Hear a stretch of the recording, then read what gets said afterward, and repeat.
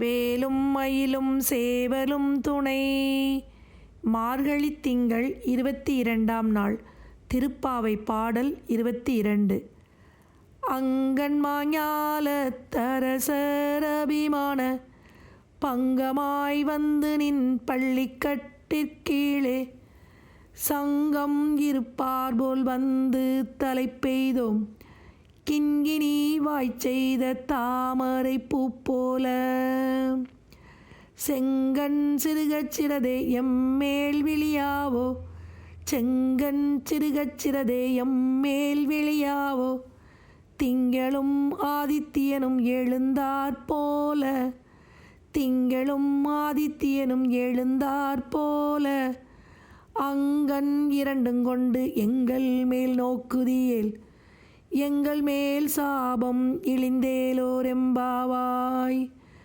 அங்கண் இரண்டும் கொண்டு எங்கள் மேல் நோக்குதியேல், எங்கள் மேல் சாபம் இழிந்தேலோரெம்பாவாய், எங்கள் மேல் சாபம் இழிந்தேலோரெம்பாவாய்.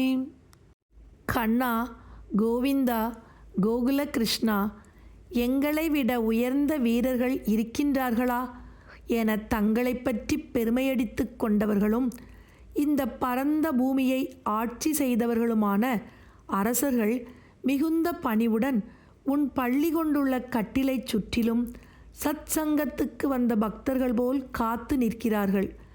அவர்களைப் போல நாங்களும் உன் அருகில் நிற்கிறோம். எங்கள் மீது கிண்கிணி என ஒலிக்கும் சிறு மணியின் வாய் போலவும் தாமரைப்பூ மெதுவாக மலர்வது போலவும் உன் சிவந்த தாமரை கண்களை சிறுக சிறுக திறந்து விழிக்க மாட்டாயா? சந்திரனும் சூரியனும் உதித்தது போல அந்த கண்களை கொண்டு எங்களை பார்ப்பாய். ஆனால் எங்கள் மீதுள்ள எல்லா பாவங்களும் சாபங்களும் தீர்ந்து விடுமே. எங்கள் மேல் விழித்தெழு. இறைவனின் கடைக்கண் பார்வை பட்டால் போதும், சாபங்கள் கருகி போகும். எப்படி அவனது பார்வையை நம்மீது திருப்புவது? மிக எளிதாக ஆண்டாள் பாடிய திருப்பாவையின் பாடல்களையும் மார்கழியில் மட்டுமல்ல எந்நாளும் பக்தியுடன் படித்தால் போதுமே. அதற்கும் நேரமில்லையா? அவள் சொல்லியிருக்கிறாளே, இந்த பாவையில் கோவிந்தா விக்ரமா போன்ற எளிய பதங்களை அவற்றை சொன்னாலே போதுமே, அவனது பார்வை பட்டுவிடும். எப்போதுமே கோவிந்தா, கோபாலா, கிருஷ்ணா, கண்ணா என்று அவனது நாமங்களை சொல்லி அவனது அருட்கடாட்சம் பெறுவோமாக. திருப்பள்ளி எழுச்சி பாடல் 2. அருணன் இந்திரன் திசை அணுகினன் இருள் போய் அகன்றது உதயம் நின் மலர் திருமுகத்தின் கருணையின் சூரியன் எழு எழநயன கடிமலர் மலரமற்றன்னலங்கண்ணா. கருணையின் சூரியன் எழு எழநயன கடிமலர் மலரமற் அன்னலங்கண்ணாம். திரள் நிறை அறுபதம் உரல்வன இவையோர் திருப்பெருந்துறையூரை சிவபெருமானே. திரள் நிறை அறுபதம் உரல்வன இவையோர் திருப்பெருந்துறையூரை சிவபெருமானே.